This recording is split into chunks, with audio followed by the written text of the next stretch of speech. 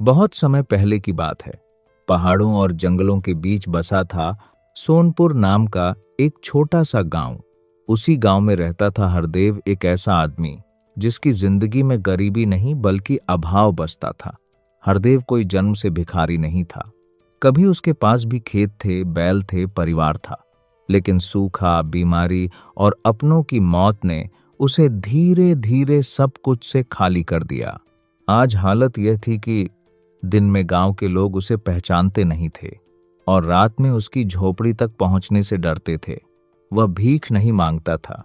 उसे सबसे ज्यादा डर लगता था कृतज्ञता खोने से। इसलिए वह जंगल के पास पड़े टूटे फूटे अनाज, गिरे हुए दाने, सूखे फल चुनकर गुजारा करता। एक दिन बारिश के बाद हरदेव जंगल के रास्ते से गुजर रहा था। कीचड़ में फिसलते हुए उसकी नजर एक चमकती चीज पर पड़ी। वह था एक पुराना तांबे का सिक्का। सिक्का कोई बड़ा धन नहीं था, लेकिन हरदेव ने उसे ऐसे संभाला जैसे कोई राजा अपना ताज संभालता है। यह मेरे भाग्य की आखिरी सांस है, उसने मन में कहा। उसी शाम गांव के बाहर एक अजीब सा आदमी आया।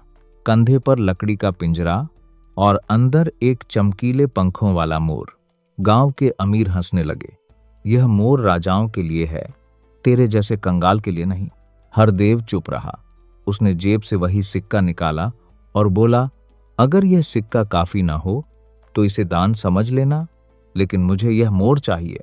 लोग ठहाके लगाने लगे, लेकिन मोर बेचने वाला रुका। उसकी आंखों में कुछ बदला हुआ था। उसने पिंजरा खोला और मोर को बाहर निकालते हुए कहा, आज से यह मोर तुम्हारा है। इसका नाम होगा केतु। केतु कोई साधारण मोर नहीं था। पहली ही रात हरदेव की नींद टूटी।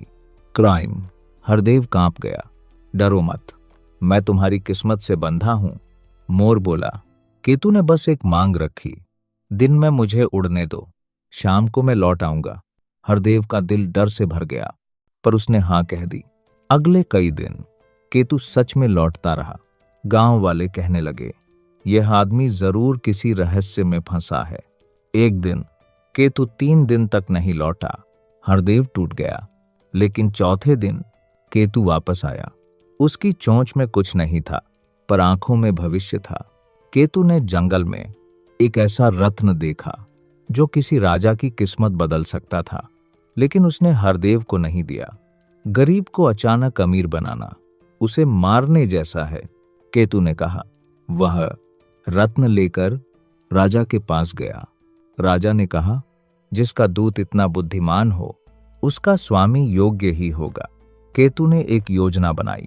हरदेव को राजाओं जैसे वस्त्र दिलवाए, सम्मान दिलवाया और विवाह भी।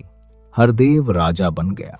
केतु ने एक नागराज से लड़ा जो पूरे नगर का आतंक था। उसने नगर मुक्त कराया, खजाना पाया, कैदियों को आजाद किया, लेकिन यह सब उसने अपने लिए नहीं किया।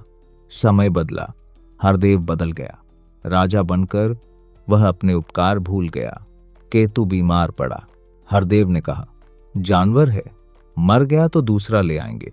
केतु ने आखिरी सांस लेते हुए कहा, मैं मोर नहीं था, मैं तेरी किस्मत का प्रहरी था। अगली सुबह हरदेव फिर जंगल के किनारे दाने बीन रहा था। कोई महल नहीं, कोई रानी नहीं, कोई राजा नहीं, सिर्फ पछतावा।